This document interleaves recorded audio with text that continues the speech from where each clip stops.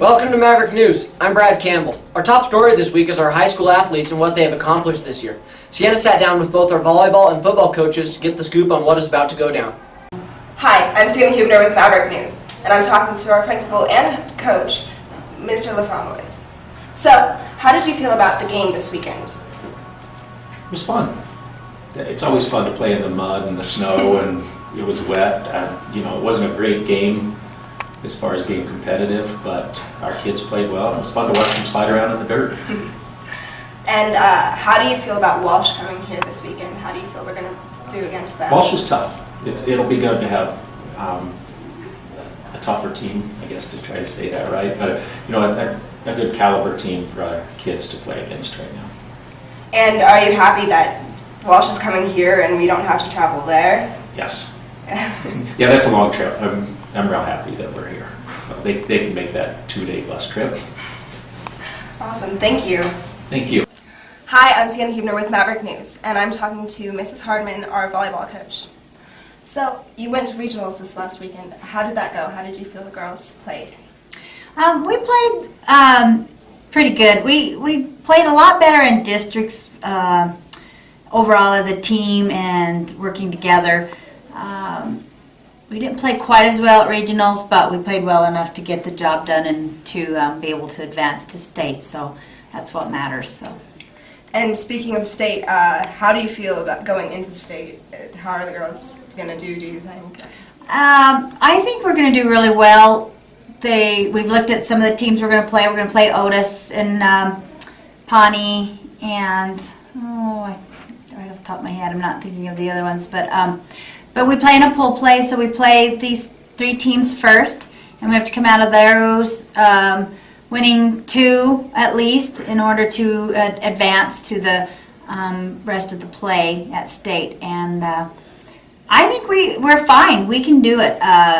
We do go against Otis, the number 1 seed first, but and we'll do fine with them.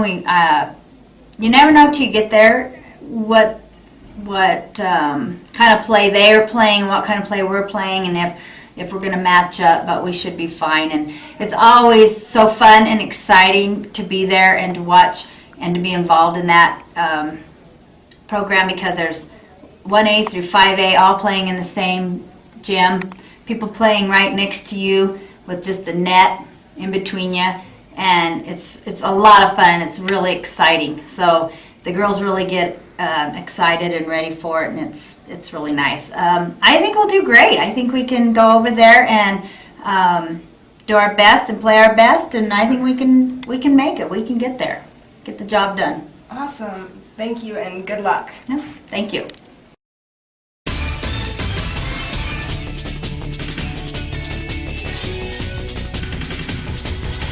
Breaking down the bracket with Brad. Hi, and welcome back to Breaking Down the Bracket with Brad. This week for quarterfinal football, we have the Honey Farmers playing Elbert Grizzlies. Honey has played the Grizzlies once this season and overcame them. It was a tight game until halftime, but Honey did win that ball game. Later on in the bracket, the Walsh Eagles will travel to Norwood. Each team is 9-1 and has only lost to the Honey Farmers, who won state last season. Should be a good matchup between the Eagles and the Mavericks. Then down in the bracket, the number 3 seed, the Simla Cubs, will be playing the Elbert Bulldogs. Should be a close game. Simla's undefeated this year and is favored to win that game by a little bit. Then, at the bottom of the bracket, the number 2 seed, the Dayspring Christian Eagles, will be playing the Springfield Longhorns. That game should be good as well. Dayspring should win that game being the 2 seed, but you never know. So if everything advances the way we're thinking it'll advance, Norwood and Honey will end up playing next week, and that game will be in Honey. Norwood has lost the coin toss. And then down later, Springfield and Simla will play if Springfield wins, but if not, Dayspring is favored to win, even though Springfield has a good record as well. Dayspring and Simla will play, and that will be the semifinal round for 8-man football, if that happens. We'll see you next week. That's all we have for you right now. With winter and winter weather comes cold and flu season, so we decided to get some information on how to stay well this year. Blade sat down with our school nurse, Miss Hemme, to find out just how to stay healthy. Hi, I'm Blade from Maverick News, and I'm here with the school nurse. Can you tell us how to prevent getting sick this season? Well, good hand washing always helps. Covering your sneezes and coughs. If you're running a fever or you're nauseated and vomiting, staying home. Getting your flu shot. getting all your immunizations up to date. And sometimes if you are sick, you just need to stay home and rest and get lots of fluids and rest. And if you don't get better within a short time, you probably need to go see your local doctor. Are those any of the symptoms you need to have to go see the doctor? Well, running a high temperature, having a persistent cough, nausea, vomiting, lack of appetite, not being able to hold down any food or liquid sometimes gets kids in trouble, and they get older adults in trouble. So, Yeah. because you get dehydrated. So, Alrighty, thank you. you're welcome.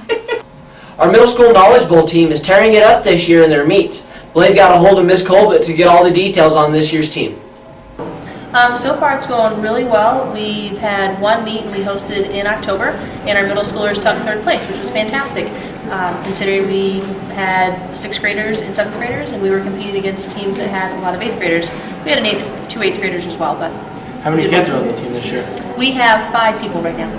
What do you hope the kids get out of it? Just that there's another activity for them to do. If they're not doing sports, there's another activity to fill their time with, and where they can really showcase their talent of being smart or knowing some cool random facts. Alrighty, thank you. You're welcome. The snow coming down wasn't all good for the football team this last Wednesday. They had to keep the field from freezing solid, so they plowed it. Blade spoke with Keith Williams to find out what the process is. Hi, I'm Blade from Mav News, and I'm here with Keith Williams, our athletic director and PE teacher. Keith, can you tell us why you plowed the field so early in the week? Well, we got it down. Our kids needed to get out. The football team needed to practice on it. And we just couldn't take a chance. It was going to get really cold this morning, which it did. And we couldn't take a chance on it freezing down with the grass and not having it, so we cleared it yesterday just to make sure we had a clear field and everything ready to go for this week's playoff game on Saturday. Who donated the equipment to do it? The track skid loader came from Williams Construction. How's the field going to look for Saturday? Well, depending on the weather on Saturday, it's looking a little dicey, but field will look great for Saturday. It's dried off. We won't have any snow on it, except for what comes out of the moisture on Saturday. All right, thank you, Keith. You got it. We would like to thank Williams Construction for allowing us to use their skid steer. Sienna is up next with Maverick Sports. Hi, I'm Sienna Huebner from Maverick Sports. We start off with the high school girls volleyball team placing second to Vale Christian at regionals. They did beat Mountain Valley and Sangre de Cristo to advance to state. The pool play is as follows for the Lady Mavs. Their first match will be against Otis at 9:30 a.m. They will then play Wiley at 3:30 p.m. The Lady Mavs will take on Otis, followed by Wiley. And on Saturday morning, they will play Pawnee for the last game of the pool play. The girls will then be set in a bracket and play from there, and from there it is single elimination. We wish the girls the best of luck at state, and have fun, ladies. The boys in blue had quite a game Saturday. The bleachers were almost empty, but every car was full. Thermoses of hot chocolate and coffee surrounded the snow-covered Maverick field, as the boys took it to Sangre de Cristo. The middle school girls basketball team will play Ridgeway and Dolores at home this Thursday. Come out and support the girls at 4 o'clock. That's all we have for Maverick Sports this week. Be sure to tune in next week and see what our athletes have accomplished. This Friday is Veterans Day, and as usual, the Norwood School will be having a Veterans Assembly. All the community is invited. Freedom is not free, and the sacrifice our men and women of the armed services make do not go unappreciated or unnoticed. We look forward to seeing you Friday at the Assembly. See you next week. We are leaving you with a special tribute to all of our veterans. Thank you for watching.